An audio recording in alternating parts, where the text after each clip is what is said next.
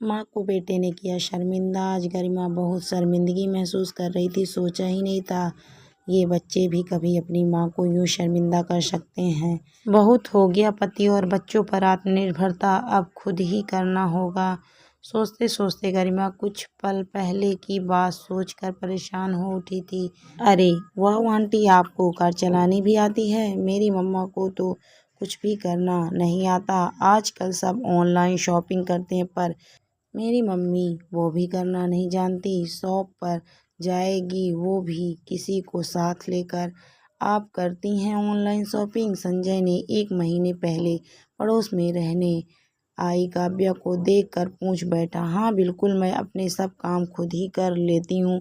पति और बच्चों के चक्कर में तो कभी काम ही ना हो, इसीलिए अब हम औरतों को खुद ही काम करना सीख लेना चाहिए, गर्व से काव्या ने कहा। और सब लिफ्ट की ओर बढ़ गए। गरिमा को बेटे की बात सुन बहुत बुरा लग रहा था। आजकल के बच्चे जरा बड़े क्या हो जाते हैं ये भी भूल जाते हैं। उन्हें बड़ा करने और सब कुछ सिखाने में सीमा का हाथ होता है।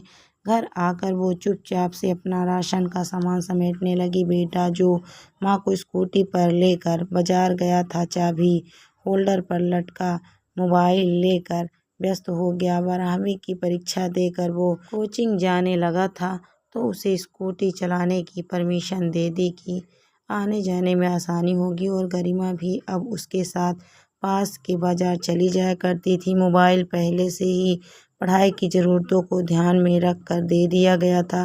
तभी गरिमा से संजय ने कहा, माँ मैं कुछ सामान ऑनलाइन ऑर्डर कर रहा हूँ, 1000 रुपये चाहिए होंगे। जब सामान घर पर आएगा तब देकर ले लेना प्लीज़। गरिमा ने हाँ में सिर हिला दिया। कुछ दिनों बाद अचानक गरिमा ने देखा रसोई का कुछ सामान खत्म हो रहा है। जाकर लाने का मन नहीं कर रहा था। उसने संजय के कोचिंग से आने के बाद कहा, बेटा ये 2-4 सामान ऑर्डर कर दे, तेरे पापा होते तो वो कर देते, बहुत जल्दी दे जाता है। कभी कभी मुझे भी बहुत आराम मिल जाता है। ओहो माँ, अभी तो आया हूँ कोचिंग से, 2 मिनट रेस्ट करने दो, फिर करता हूँ ऑर्डर। वैसे आप ये सब क्यों नहीं सीख लेती हैं?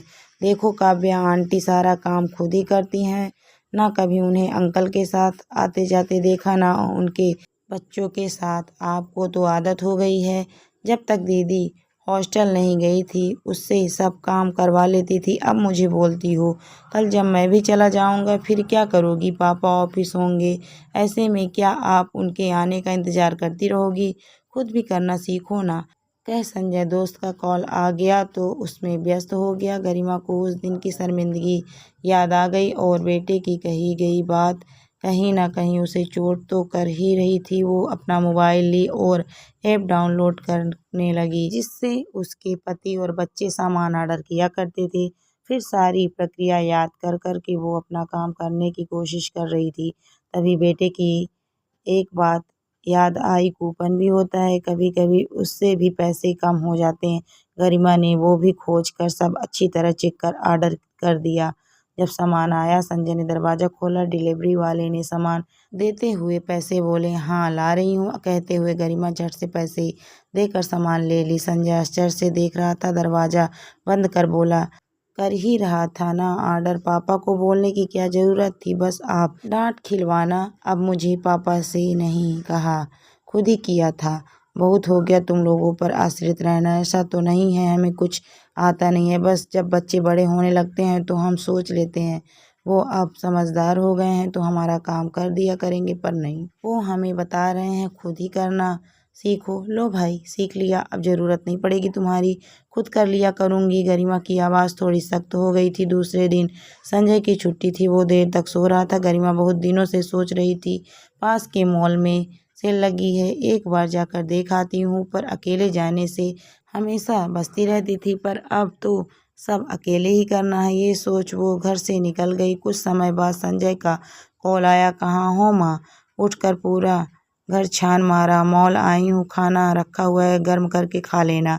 गरिमा ने कहा, अरे पर किसके साथ गई हो, कैसे गई हो, बताओ तो सही। संजय आश्चर्यचकित हो पूछा, अकेली स्कूटी से आई हूँ, तुम खाना खा लेना, आती हूँ कुछ देर में, कह गरिमा ने फ़ोन काट दिया। घर पहुंची तो संजय चक्कर काट रहा था। तुमने पापा को क्यों फ़ोन किया? वो परेशान हो पूछ रहे थे, ठीक हो ना? गरिमा घर में घुसते हुए बोली, अरे तुम स्कूटी से अकेले चली गई, वैसे तो तुम्हें डर लगता है चलाते हुए, फिर कैसे गई? मुझे फिक्र हो रही थी कहीं गिर विर ना गई हो, इसीलिए पापा को बता दिया। मम्मी अकेले स्कूटी से मॉल चली गई। संजय माँ के हाथ से पैकेट लेकर उसके पैर हाथ देखने लगा। कुछ नहीं हुआ है, मुझे धीरे धीरे चल कर गई थी। वैसे भी अब मुझे खुद को शर्मिंदगी से बचकर गर्व महसूस करना है। क्या ही होता गिर जाती, बचपन में तुम लोगों को सब कुछ मैंने ही सिखाया। साइकिल चलाते वक्त गिर कर रोते तो फिर हिम्मत देकर चलाने को प्रेरित करती थी, पर तुमने क्या किया? ठीक है, मुझे नहीं आता था तो तुम सिखा देते। दूसरों के सामने बोलकर मुझे शर्मिंदा करने की क्या ज़रूरत थी? अब तो हो गई हूँ ना तुम्हारी काव्या आंटी की तरह सेल्फ डिपेंड। गरिमा आज बेटे को सुनाते हुए बोली। संजय माँ की बात सुन सिर झुका लिया। सच ही तो कह रही है माँ, जब भी वो गलती किया या निराश हुआ, माँ पापा हमेशा सपोर्ट करते रहे और वो अपनी माँ को सपोर्ट करने के बजाय दूसरों के सामने शर्मिंदा कर रहा था। सारी माँ, मुझसे गलती हो गई, मुझे उस दिन काव्या आंटी के सामने वैसे नहीं करना चाहिए था। संजय सिर झुकाए माँ के सामने खड़े होकर बोला, कोई बात नहीं बेटा, कभी कभी कुछ कड़वी बातें भी जिंदगी में सबक दे जाती हैं। मैं भी कुछ ज़्यादा तुम लोगों पर आश्रित हो जा रही थी, अब जब खुद से करने लगी हूँ आत्मविश्वास आ रहा है और अब शायद तुम्हें भी किसी के सामने शर्मिंदा होने की ज़रूरत नहीं होगी। कह गरिमा कमरे में चल दी। दोस्तों, कई बार हम माएँ बच्चों और पति पर इतने आश्रित हो जाते हैं कि कुछ भी करने से पहले ये सोचते हैं कहीं गलती ना हो जाए और फिर उनसे करवाते चले जाते हैं और सीखना भूल जाते हैं। ये भी याद नहीं रहता जिन बच्चों को प्रारंभिक शिक्षा हमने दी वो भी हमें सुना जाते हैं। ऐसे में कई बार शर्मिंदगी महसूस होती है। दोस्तों, कहानी आपको कैसी लगी कमेंट करके ज़रूर बताइए। कहानी अच्छी लगी है तो वीडियो को लाइक शेयर करें। अगर आप मेरे चैनल पर नए हैं तो प्लीज़ मेरे चैनल को सब्सक्राइब भी करें। Thank you for watching my video.